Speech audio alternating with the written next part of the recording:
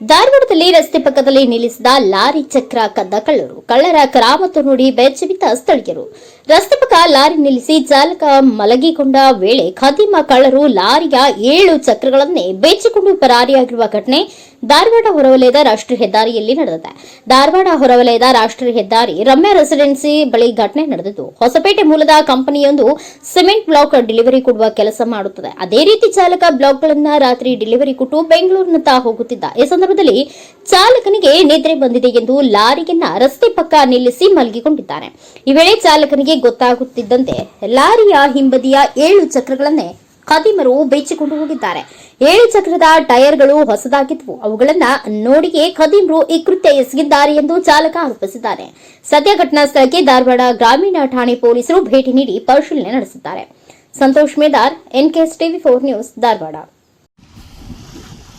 Hello, ಇದು ನೋಡಿ sir, ಇದು ಗಾಡಿ ಬಂದುಬಿಟ್ಟು ಹೊಸಪೇಟಿದು ಕೊಣಕಾ ಕಂಪ್ನಿ ಅಂತೇಳಿ ಅವ್ರದ್ದಿದು ಸಿಮೆಂಟಿಂದು ಇಟ್ಟಂಗಿ ಒಯ್ತಾರೆ ಇವರು.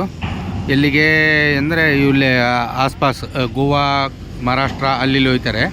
ಇವರಿಗೆ ಡೇ ನೈಟ್ ಡ್ರಾವರ್ ನಡೆಸಿ ಬಂದು 2 ತಾಸು ರೆಸ್ಟ್ ಮಾಡ್ಬೇಕಂತೇಳಿ ಇಲ್ಲಿ ಬಂದು ಮಕ್ಕೊಂಡಿದ್ದಾನೆ.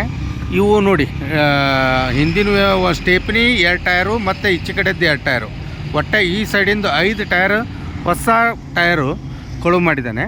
ಮತ್ತು ಎರಡನೇದ್ದು ಈ ಡ್ರೈವರ್ ಮಕ್ಕೊಂಡಿದ್ದಾನೆ. ಪಾಪ ಮಕ್ಕೊಂಡು ಇದು ಮಾಡಿದ್ದಾರೆ. ಈಗ ಪೊಲೀಸರು ಕರೆಸಿದ್ದೇವೆ ಈ ಕಂಪ್ನಿದು. ಈ ನೋಡಿ, ಇಷ್ಟು ಹವೆ, ಇದು ಹವೆ ಸರ್. ಇದು ಪುಣೆ ಹೋಗೋದು, ಇದು ಬೆಂಗಳೂರು ಹೋಗೋದು. ಇಷ್ಟು ಜನಸಂದಣಿ ಇದ್ದಾಗೆ ಈ ಟೈರನ್ನು ಕಳುವು ಮಾಡಿದ್ದಾರೆ. ಮತ್ತು ಎರಡನೇದ್ದು, ಇಲ್ಲೇ ರೆಸಿಡೆನ್ಸಿಗೆ CC ಕ್ಯಾಮ್ರಾ ಇದೆ, ವಿತ್ CC ಕ್ಯಾಮ್ರಾ ಇದೆ. ಇಲ್ಲಿ ನೋಡಿ, ಇವು 2 ಟೈರ್ ತೆಗೆದಿದ್ದಾರೆ. ಇವು 2 ಟೈರ್ ತೆಗೆದು ಇಷ್ಟೆಲ್ಲ ಇದು ಮಾಡಿದ್ದಾರೆ. ಪಾಪ ಡ್ರೈವರ್ಗೆ ಎತ್ತರ ಆಗೋ ಮಠ ಅಂದರೆ ಪೂರಾ ಇದು ಮಾಡ್ಕೊಂಡಿದ್ದಾರೆ ಸರ್. ಇದು ಈಗ ಪೊಲೀಸ್ನವ್ರು ಬಂದಿದ್ದಾರೆ. ಪೊಲೀಸ್ನವ್ರು ಇದು ಹೋಟೆಲ್ ಗಣೇಶ್ 4 ವೆಜ್ ಅಂತೇಳಿ ಹ್ಯಾಂಗೋ ಇದು ಐತೆ, ಶ್ರೀ ಗಣೇಶ್ ಹೋಟೆಲ್ ಇಲ್ಲೂ ಇದೆ.